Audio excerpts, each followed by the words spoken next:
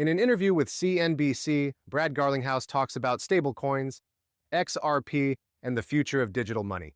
Let's start. Yes, I will give you feedback and ideas when I think it's important. I just wanted to wish you all a wonderful day.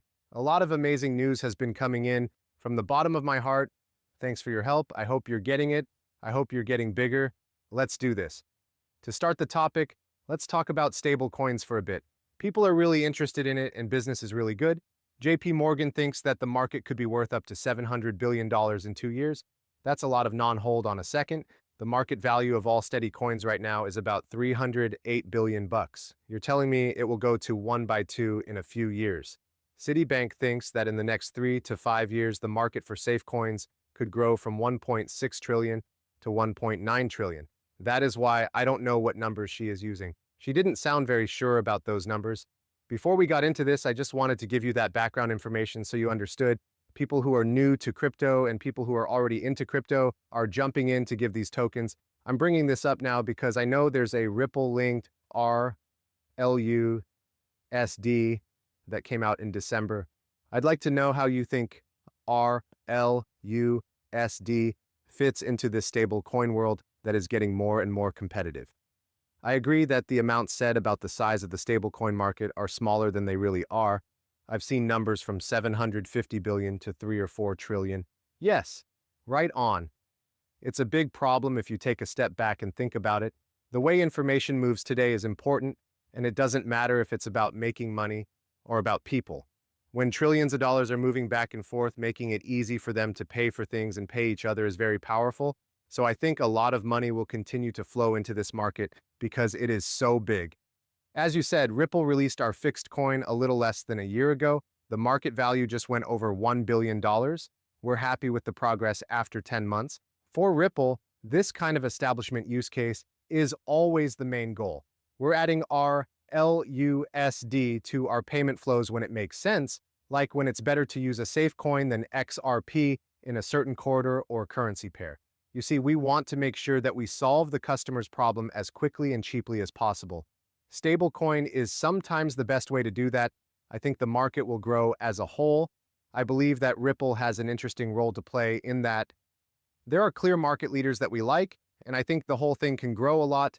I pay a little less attention to the size of the piece we have than to the market as a whole. I think we'll do well if the market as a whole grows. Really quickly, I just want to give you a little more background because some new friends are getting into crypto and they have a lot of questions. A question that was asked was whether XRP would be useful now that safe coins are becoming more common in banks. So yes, XRP will still be needed, especially if the deals are in RLUSD on the XRP ledger. XRP stands for gas. The RLUSD is spread out between the XRP record and Ethereum. 90% of RLUSD is on Ethereum, but the XRP and RLUSD community is beginning to grow.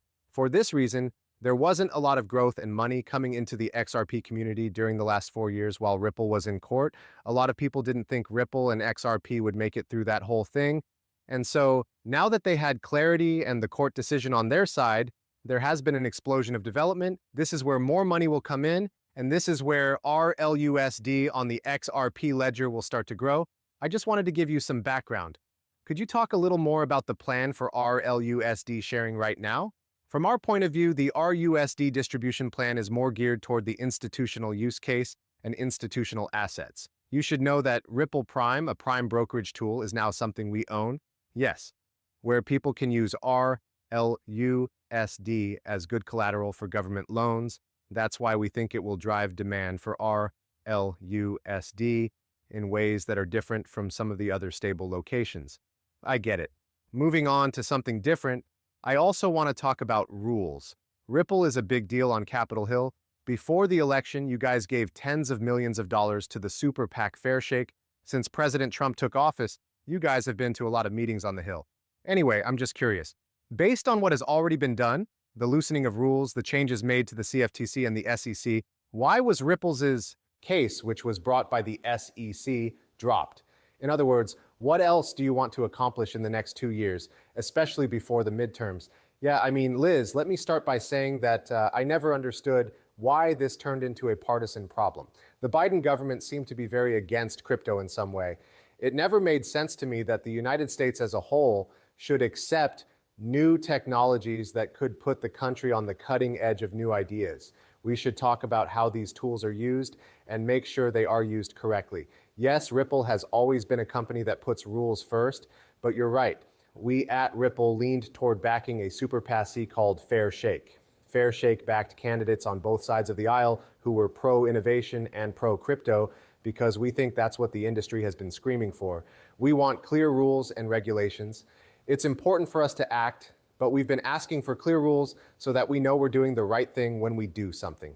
And the Biden administration and Gary Gendler at the SEC were not really willing to make things clear.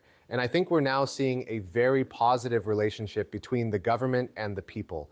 Both Democrats and Republicans are working together to pass things like the Genius Act, which makes coins clear and safe so that the market can grow and the US can lead in that market.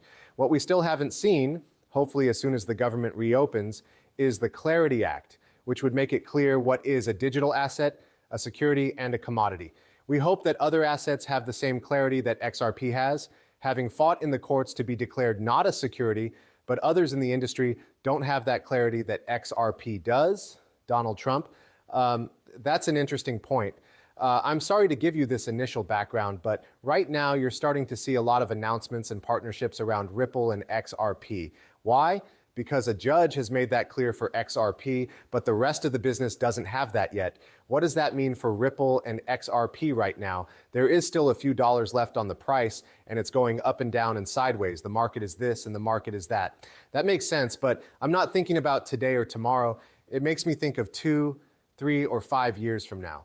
When I bought XRP, I promised myself that I would hold on to it until we got to a point where I wouldn't have to worry about money anymore.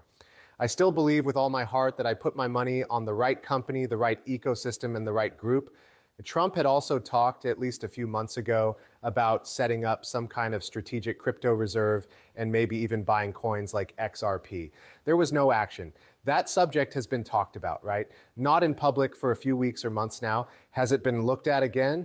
It looks like the problem was put on hold, and since then there hasn't been much news about it.